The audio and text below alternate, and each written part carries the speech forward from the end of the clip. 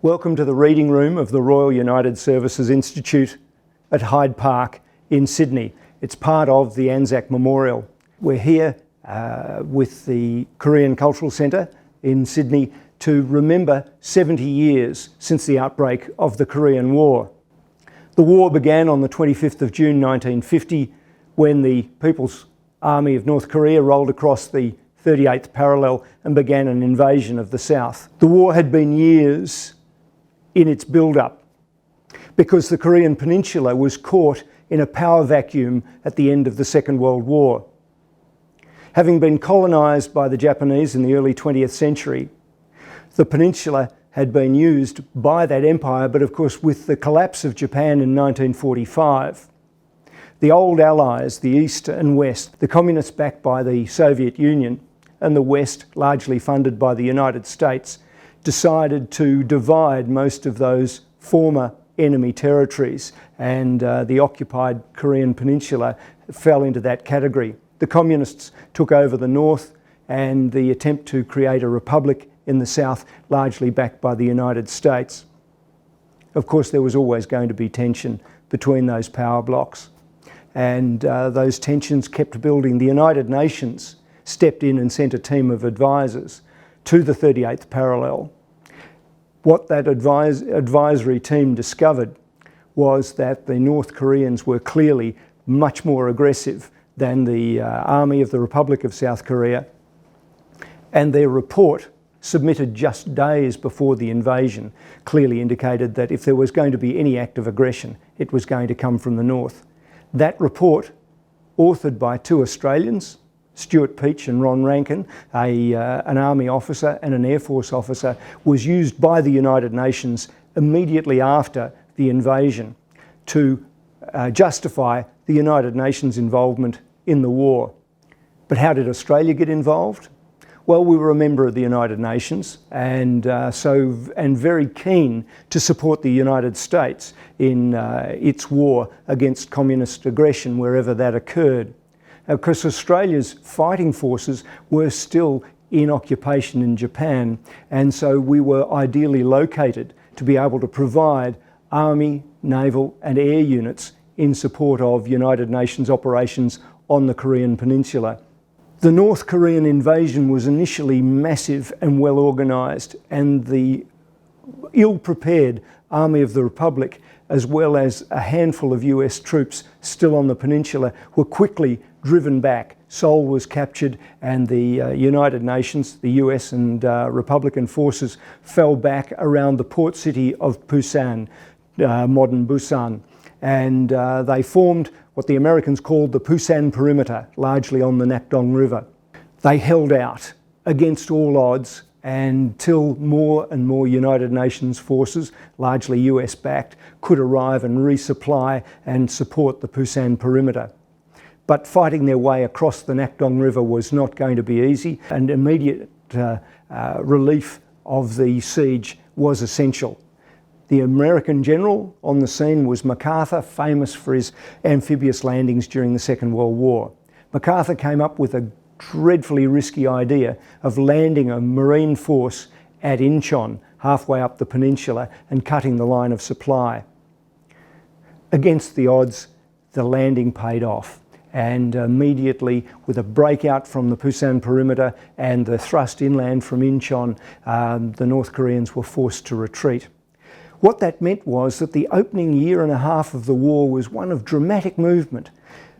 The invasion from the north that crossed the 38th parallel and drove the UN forces back to the southern tip of the peninsula was countered by this seaborne invasion and a push from the south. The Australians became immediately involved and joined the push out of Busan by October of 1950. Of course, the Royal Australian Air Force had sent a fighter squadron based in Japan in support of US air units that were bombing North Korean lines of supply. Against that level of technology, the North Korean army could do nothing but retreat. And so they quickly fell back, and the Americans crossed the 38th parallel and drove the North Koreans all the way back to the Yalu River, within sight of the Chinese frontier. The Chinese saw an immediate threat on their frontier, and so decided to cross and come into the war in support of North Korea. And so a counter-offensive from the communist side began through the winter blizzards of October 1950. Again, the Americans and the Korean army were driven south, with the Chinese leading the way. They crossed the 38th parallel. Again, Seoul was captured, and the UN were driven well back to the southern section of the peninsula. During that fighting retreat, the 3rd Battalion of the Royal Australian Regiment got to defend a junction of the Kapyong River, and the battalion still wears the US Distinguished Unit citation for their gallantry in holding up that retreat in the days before Anzac Day 1951. Eventually, United Nations forces were able to cause the Chinese offensive to grind to a halt, and then they countered with massive technology. They began the advance, and on the Imjin River, again, the 3rd Battalion, the Royal Australian Regiment, distinguished itself in the capture of Hill 317, or Mariangsan, in October. Shortly after the October battles, the war settled down to one of stalemate. That stalemate occurred almost on the lines where the war had begun. The 38th parallel again became the dividing line between North and South. Meanwhile, both sides were locked in peace negotiations around the village at Panmunjom. But it seemed that no headway could be made. Those peace talks dragged on year after year, while soldiers on the ground, airmen in the air, and sailors at sea were dying, fighting and dying on that peninsula. For most Australians, they remember the cold, the brutal cold of the Korean winters. The war became a savage stalemate of night patrols with teams from both sides hunting each other in the valleys from the Samichon River to both oceans. Finally, by July of 1953, there was a breakthrough in the peace negotiations and an armistice was arranged. At last, the fighting would come to an end. But on the very last day of the war, the Chinese launched a final offensive on the Imjin. They attacked across the Samichon Valley and attacked a position called the Nevada Line. On the right flank of the Nevada Line were the Australian 2nd and 3rd Battalions of the Royal Australian Regiment. The last Australian killed in action in that war died within hours of the armistice coming into effect at dawn on the 27th of July 1953. Despite the armistice, no peace treaty has ever been settled, making the Korean War the longest in modern history. On the 27th of July 1953, an armistice finally came into effect, again dividing Korea in half along the 38th parallel. What was created by that armistice was a demilitarised zone some 4 kilometres wide, and the United Nations have provided a garrison for several years after the war. Today, the Army of the Republic of Korea still mans the DMZ. Australia continues to participate in the maintenance of the demilitarised zone as members of the United Nations Command Military Armistice Commission, and they have several members of the embassy team continue to supervise breaches of the ceasefire. The war goes on, but for Australian veterans, they remember that period of 1950 to 1953, and they visit frequently the graves of fallen Australians who lie in Korean soil, beautifully tended by the gardeners at the United Nations Memorial Cemetery at Busan, lest we forget. Now we'll speak to a very prominent survivor of Australia's contingents to the war in Korea. Rear Admiral Ian Crawford retired. Ian was a teenager when he deployed to the Korean War in 1950 on board a British warship, HMS Ceylon.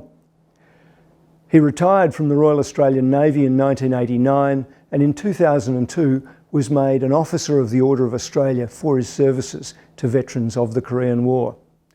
I'd like to welcome Admiral Ian Crawford. So if we go back to 1950, yes, you're a teenager, yes, in the Royal Australian Navy, on exchange with the Royal Navy, serving on board a British cruiser, HMS Ceylon. How did you hear about the outbreak of the Korean War? Well, we had heard that there were tensions on the Korean Peninsula. We were East Indies fleet based in Trincomalee, preparing for a program which was focused on East Africa, Persian Gulf, and India. And then we heard that the Korean War broke out. Fine, that was it. We still had our program. Indeed, our medical officer had signed 600 certificates for 600 alcoholics because we were going to India. And that was the only way you could get a drink in India in those days. But we thought we were committed to being the flagship of the East Indies fleet. Then we heard, and our captain cleared lower deck. We all fell in on the quarterdeck, and he told us that HMS Belfast had finished the end of its commission in the Far East Fleet, had to go back to England, pay off and recommission, and the Brits, with all the tensions in the Far East, did not want to leave the Far East one cruiser short. So we were very rapidly transferred to the Far East Fleet from the East Indies Fleet. Were there many other Australians on HMS Ceylon at the time? No, I was the only one, which was always a bit difficult, especially as the cricket tests were on at the time. So. Of course. So you were deploying to the war within days almost of the outbreak. You're getting orders to go to where the conflict is occurring, and you're arriving certainly within months of the invasion.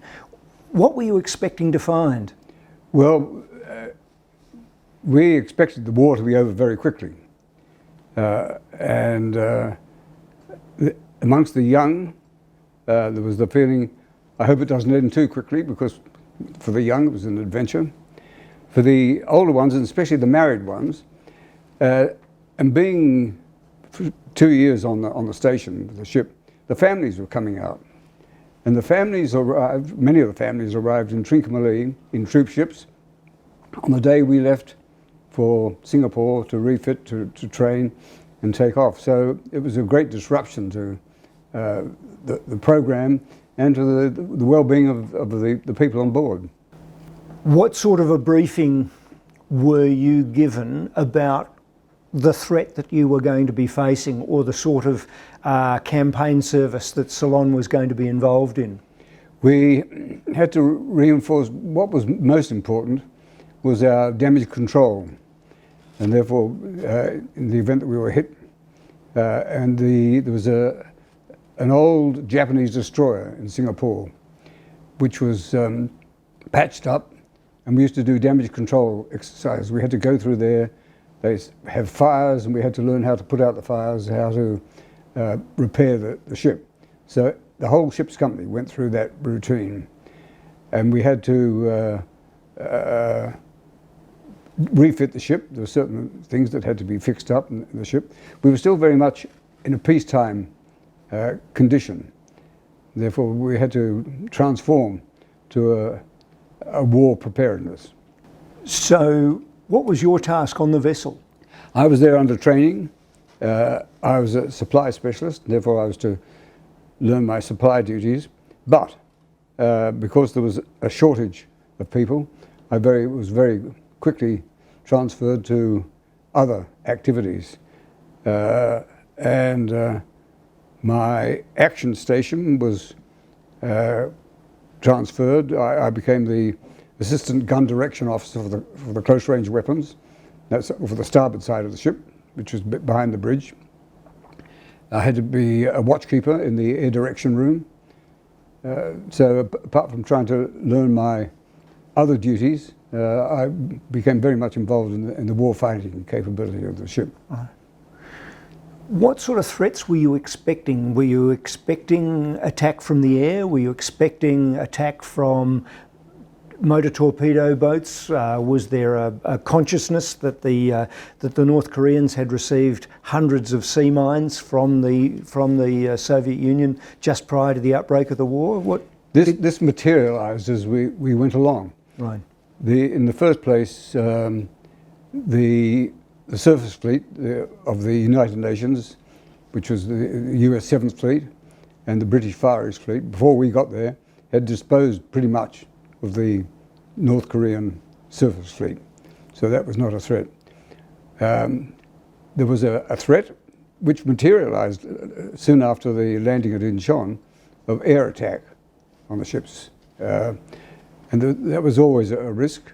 There was the risk of counter-bombardment, because many of our duties were bombarding positions along the North Korean and the South Korean front, and they would return our fire, and they had very limited range, but at times they did constitute a threat. And then, of course, there was the threat of mines. Now, by international convention, mines are supposed to be tethered, but the North Koreans and the Chinese hadn't come into the war at this stage, used to release mines, floating mines, from junks, or release them into rivers so that they would come down the rivers and constitute a threat. Some ships had been damaged, and we were always aware of this. We used to stream paravanes, which are advised for diverting a tethered mine from the side of the ship so that it could be cut and surfaced and destroyed by rifle fire. But of course, if they weren't tethered, that was another risk. So we had to be very careful, and we were conscious of that at all times. And there was also a rumor, and it was probably pretty soundly based rumor, there was a Russian submarine.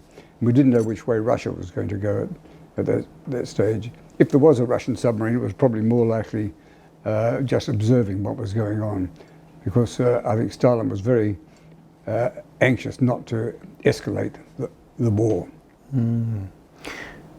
Specific actions. You were involved in the landings at Incheon. Yes, we were escorting the British carrier, HMS Triumph, and we were standby in case any of the bombardment ships were hit. So, as well as escorting the carrier, which was taking missions ashore, and our task element, which was Warramunga and Bataan. And as the only Australian, as a young Australian midshipman, I was very proud of those two Australian ships. But we escorted Triumph for most of the time until we had to go off and do other bombardment duties. What did you see of the landings? Were you standing off protecting the carrier, or did Ceylon get in close enough to watch the Americans, the 10th Corps, land? No, we didn't see that. We saw the landing craft the day before, and we were off Incheon, but we didn't see the land. We didn't get into Incheon until many months later, when the Chinese had come into the war. So our participation in the landing at Incheon was very much escorting the carrier, and the day before seeing the armada of landing craft going into the shore. If I asked you about your immediate memory when somebody says the Korean War, what comes straight to mind? What comes immediately to mind when asked about the Korean War? Well, of course, there's always the cold, and that was tremendous. But it all came together: the cold and the threat when the Chinese came into the war. After the landing at Incheon, there was the feeling the war is over, where we hovered on the 38th parallel, and that's another story that has to come out. Whether we were cleared to go further north. And Macarthur had his ideas on what he wanted to do. The Chinese came in at the onset of winter, and the tremendous or horrendous experiences ashore, and the loneliness that we felt. Because the feeling was that the war is over, the British fleet withdrew and went to Hong Kong for Christmas. And we were an East Indies ship. Our families were scattered all around the Far East and the East Indies. So it was said, okay, Ceylon will stay there. The Australian destroyers, of course, were there, and some Canadian destroyers. So we got the warning that the Chinese had come into the war. They had noted, our captain kept us well informed, that they had noticed different uniforms and people amongst the casualties on the other side. And suddenly we realized that there was a huge onslaught from the Chinese. And so at very short notice, and we were supposed to be refitting at Kure, having a rest period. We were very quickly got our ship back together again, took off for Sasebo, which was the base for the United Nations fleet, and we were asked by the American Admiral to go up and take charge of what was happening off the Taidong River, which was the port of Chinampo, which was a port for Pyongyang. And the 8th Army, the US 8th Army, was in retreat under horrendous conditions, and they retreated towards Chinampo and to Hungnam on the east coast. And our purpose was to supervise the evacuation and to go up to Chinampo and evacuate 8th Army people. So we were off Chinampo, no lights ashore, dark. We were the only one there, apart from the destroyers. Our captain was in command of the operation. The rest of the British fleet was in Hong Kong, being reassembled to come up and meet the new threat. And there was a feeling of loneliness against this onslaught, this dreadful creature coming down the coast of North Korea. And morale was pretty rock bottom. We'd been at sea for a long time. Our mail hadn't caught up with us. And it was a pretty desperate time. Morale was improved by the news that we'd got from families when the mail did catch up with us. We had been seen on television, and then they announced we were going to get a medal. Well, for those of us who weren't in the Second World War, that was very important. We had recognition. The importance of recognition for morale while you're serving and for the peace of mind of people in their older age. So it was a pretty desperate time. Of course, the winter set in. We had Arctic mist. The sea temperature was higher than the air temperature. And we had heavy seas. The seas would come over the bow, hit the superstructure, and turn into ice. So it was a pretty desperate time. So after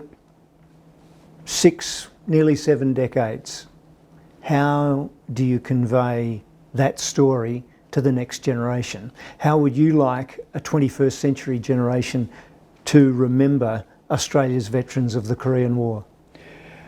I'd like to think of them of the commitment that Australia made. Australia is a good world citizen, and we readily answered the call.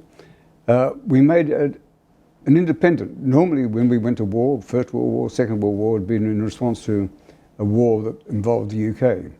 We were at pains to make sure that we were seen as making an independent decision, and that was important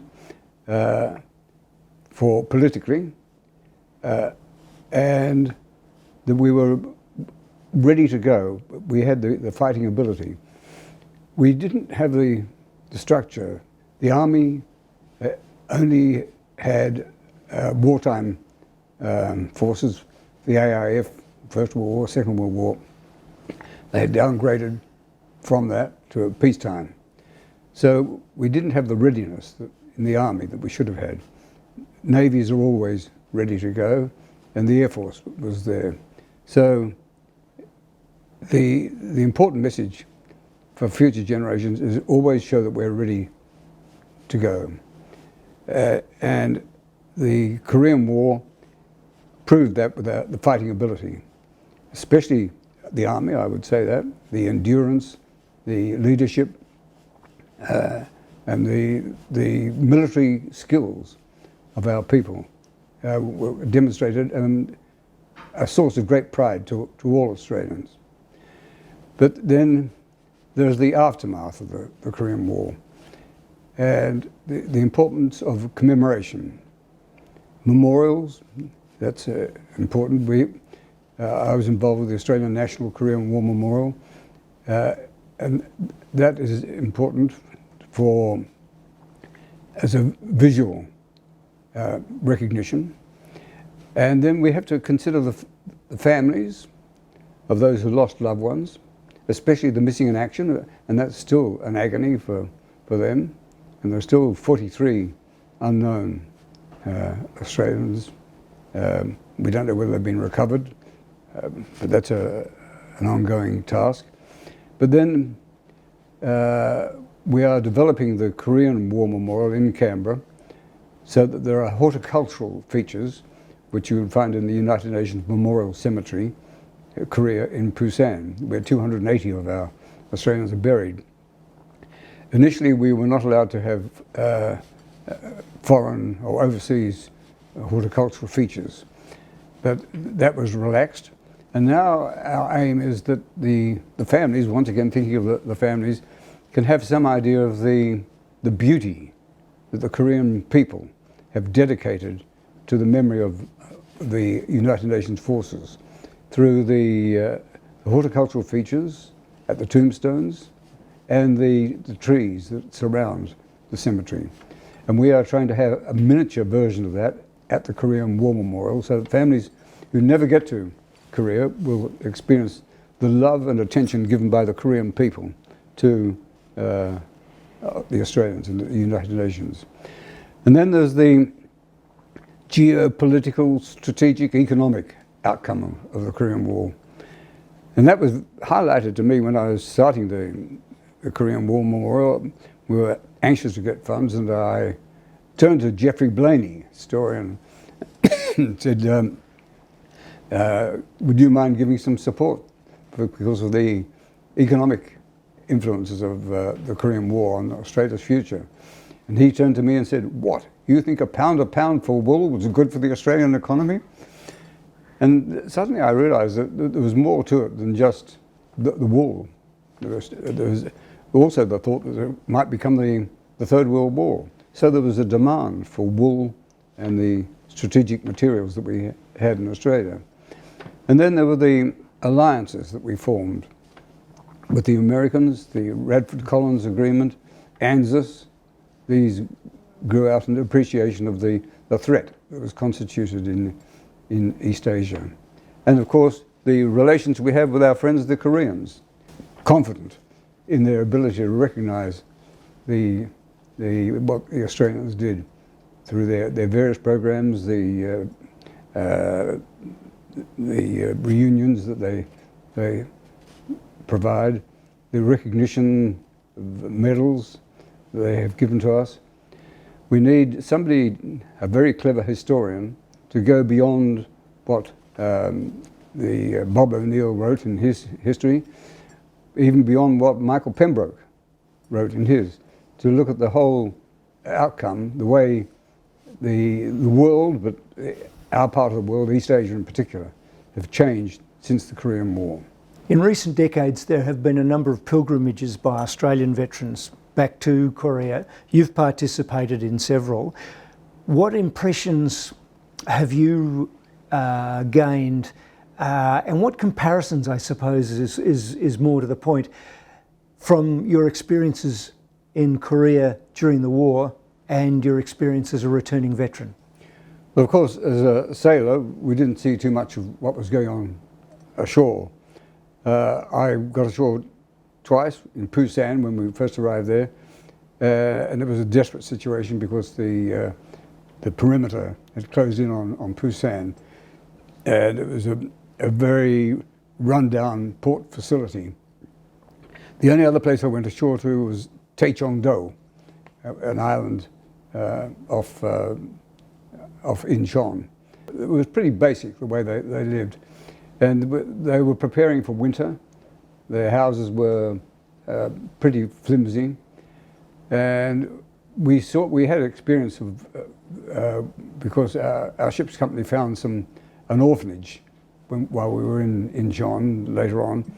And we were aware of the terrible conditions. And going back now, as I have on a few occasions in Australian missions, to see the dynamics of Korea, the way it has developed into a powerhouse economically, industrially, and even the rural economy has modernized. And it has also changed from being a very authoritarian society. It has made a tremendous, very exciting transition. And the other thing is that the friendliness of the people there. Whenever we go there and say, we're Australians, or I was there in the Korean War, thank you for what you did in the Korean War. And even when I see Korean friends in Sydney, who I haven't, or people I haven't met before, I tell them I was in the Korean War. Australians would say, what was the Korean War? The Koreans say, thank you for what you did. So it's a dynamic, progressive, exciting society, and an appreciative society. And they share a lot of our ways of doing things. Now, I won't say it's been westernized, that is wrong. It has been modernized. The Koreans are insistent on preserving their culture, and I admire them for that. It's a very praiseworthy culture, but they have modernized, and that's the difference between westernization and modernization. And they've done that. Retired Rear Admiral Ian Crawford, thank you very much indeed for this. Thanks, Your insights, much appreciated. Thank you.